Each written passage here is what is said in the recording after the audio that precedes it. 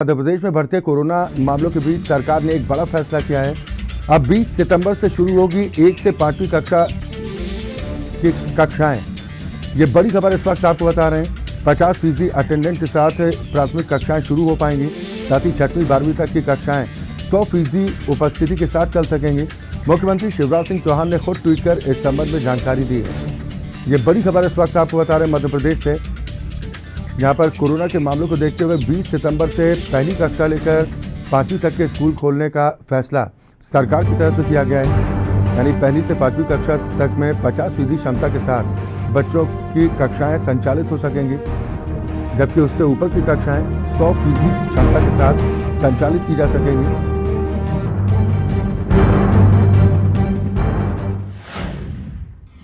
मुख्यमंत्री शिवराज सिंह चौहान जन दर्शन यात्रा में शामिल होने के लिए ओरछा पहुंचे और इसी के साथ राम राजा दरबार के मंदिर पहुंचकर उन्होंने पूजा अर्चना की और राम राजा भगवान के दर्शन किए। सीएम शिवराज सिंह चौहान ने इस दौरान जनता से सीधे संवाद भी किया और सरकार की अलग अलग हितग्राही योजनाओं के अंतर्गत जनता को मिले फायदों के बारे में भी जाना और जनता के कल्याण संबंधी विषयों पर अधिकारियों को निर्देशित भी किया। मुख्यमंत्री शिवराज सिंह चौहान ने कहा कि पहले भगवान के दर्शन, राम राजा के दर्शन, उनसे यही प्रार्थना है कि मध्य प्रदेश की जनता सुखी हो, सबका मंगल हो, कोरोना जैसी महामारी पूरी तरह से समाप्त हो जाए और फिर हम विकास के पथ पर प्रदेश को तेजी के साथ आगे ले जाकर आत्मनिर्भर मध्य प्रदेश बना पाए। ओरछा की जनता ने महाविद्यालय खोलने की मांग की है, जिसको लेकर भी मुख्यमंत्री ने वहां की जनता को भरोसा दिलाया। राम राजा सरकार के दर्शन करके राधाष्टमी के दिन जन दर्शन प्रारंभ कर रहे हैं। पहले भगवान के दर्शन, राम राजा के दर्शन, और उनसे यही प्रार्थना की कि मध्य प्रदेश की जनता सुखी हो, सबका मंगल हो, सबका कल्याण हो, सब निरोग हो, कोरोना जैसी महामारी पूरी तरह से समाप्त हो जाए और फिर से विकास के पथ पर हम प्रदेश को तेजी से आगे ले जाके आत्मनिर्भर मध्य प्रदेश बना पाएं। ओरछा में हमारे मंडल अध्यक्ष और सभी कार्यकर्ताओं ने महाविद्यालय खोलने की मांग की है, तो हमने ये तय किया है कि अगले शिक्षण सत्र से यहाँ महाविद्यालय ओरछा में भगवान राम राजा की नगरी में प्रारंभ किया जाएगा। और अगली बड़ी खबर इस वक्त आपको राजधानी भोपाल से बता रहे हैं, जहां पर चिकित्सा शिक्षा मंत्री विश्वास सारंग ने दिग्विजय सिंह पर निशाना साधा है। हिंदी दिवस के मौके पर मंत्री विश्वास सारंग ने दिग्गी राजा पर जमकर निशाना साधा। दिग्विजय सिंह ओवैसी को चोर चोर मौसेरे भाई करार दिया है। ये बड़ी खबर इस वक्त आपको बता रहे हैं। प्रदेश में राम राज्य स्थापित करेंगे, यह कहना विश्वास कैलाश सारंग का। ये बड़ी खबर इस वक्त आपको बता रहे हैं। दिग्गी राजा पर जोरदार निशाना चिकित्सा शिक्षा मंत्री विश्वास सारंग की ओर से साधा गया है। असदुद्दीन ओवैसी और दिग्विजय सिंह को चोर चोर मौसेरी भाई की संज्ञा दी है विश्वास सारंग ने। दरअसल मीडिया से बातचीत करते हुए ये हमला बोला विश्वास सारंग ने। दिग्विजय सिंह और असदुद्दीन ओवैसी की संज्ञा चोर से की है। विश्वास सारंग का कहना है कि दिग्विजय सिंह और असदुद्दीन ओवैसी चोर चोर मौसेरे भाई के जैसे हैं और साथ ही उन्होंने कहा कि प्रदेश में राम राज्य स्थापित किया जाएगा। इसको लेकर सरकार काम भी कर रही है। अनुशासित और संयम।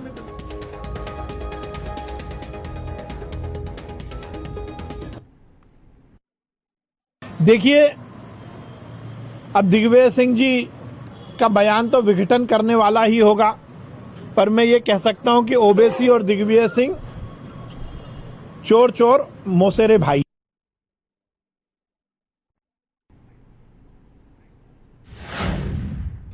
गृह मंत्री डॉक्टर नरोत्तम मिश्रा ने कैदी की संदिग्ध मौत के मामले में ओंकारेश्वर थाने के टीआई, एएसआई और 2 कांस्टेबल को निलंबित करने के लिए निर्देश जारी किया है और इसी के साथ ही संदिग्ध की मौत की मैजिस्ट्रियल जांच के निर्देश भी दिए हैं। दरअसल संदिग्ध कैदी किशन मानकर खरगोन जिले के बेड़िया का रहने वाला था। खंडवा जिले के ओंकारेश्वर थाने में आरोपी किशन मानकर की संदिग्ध परिस्थितियों में मौत का ये मामला सामने आया था। किशन को भाई और अन्य साथियों के साथ मोटरसाइकिल घोषित लाया गया था। किशन के भाई का कहना है कि उसे सांस की बीमारी थी, लेकिन मौत का असली कारण पोस्टमार्टम रिपोर्ट के आने के बाद ही पता चलेगा। हालांकि मध्य प्रदेश के गृह मंत्री नरोत्तम मिश्रा ने इस मामले में कई पुलिसकर्मियों के खिलाफ कार्रवाई की है। टीआई, एएसआई और 2 कांस्टेबल को निलंबित करने के साथ साथ इस पूरी घटना के मैजिस्ट्रियल जांच के आदेश जारी किए हैं। थाने के अंदर हवालात में नहीं, एक व्यक्ति की संदिग्ध मौत हुई है। किशन मानकर ओबीसी समुदाय से आते हैं। ये मोटरसाइकिल चोरियों के आरोप में अपने भाइयों के साथ में बंद थे, कमरे में थे। 4-5 मोटरसाइकिल भी बरामद हुई हैं, हो चुकी हैं, मतलब पिछले 2-3 दिन में। अपने भाई के साथ थे, जो भाई का कथन है कि उनको कोई सांस की दिक्कत आई थी। इसके बावजूद भी घटना की न्यायिक जांच के आदेश दिए हैं। मैंने टीआई जो वहाँ थे गणपत जी, उनको सस्पेंड करने का, जो मायाराम जी प्रभारी थे वरिष्ठ एएसआई, उनको निलंबित करने का, 2 कांस्टेबल को निलंबित करने का बोल दिया है। मध्य प्रदेश में सितंबर 2015 की सुबह 8 बजे एक भयानक ब्लास्ट पेटलावद में हुआ था, जिसमें 78 लोगों की जान चली गई थी, जबकि सैकड़ों लोग जख्मी हुए थे। आज पेटलावद ब्लास्ट की 6वीं बरसी है। 6 साल बीत जाने के बाद भी ब्लास्ट से पीड़ितों का दर्द आज भी जिंदा है। जो लोग इस ब्लास्ट में जख्मी हुए थे वो आज भी जिंदा है। पेटलावद तहसील के ग्राम पंचायत झोसर के डाबरिया फालिया में रहने वाले सोहन खड़िया का परिवार भी उन लोगों में शामिल है जो 6 साल बाद भी ब्लास्ट के दौरान मिले जख्मों से आज भी तड़प रहा है। ब्लास्ट के दौरान सोहन की दोनों आंखें चली गईं, पैर और हाथ बुरी तरह जख्मी हो गए थे। आंखों से सही से न दिखने की वजह से सोहन का रोजगार छिन गया और ऐसे में मजबूरन सोहन को अपने दोनों बच्चों की पढ़ाई छुड़वाकर उन्हें मजदूरी पर लगाना पड़ा।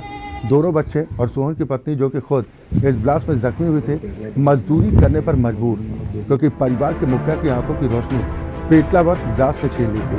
6 साल बीत जाने के बाद भी आज भी परिवार ब्लास्ट और गरीबी के दर्द से तड़प रहा है। पूरा परिवार एक कच्ची झोपड़ी में रहने को मजबूर है। सरकार की ओर से 75,000 रुपये की सहायता मिली थी, वो इलाज में ही खर्च हो गई। पीड़ित परिवार की मांग है कि उन्हें आर्थिक तौर पर मदद की जाए।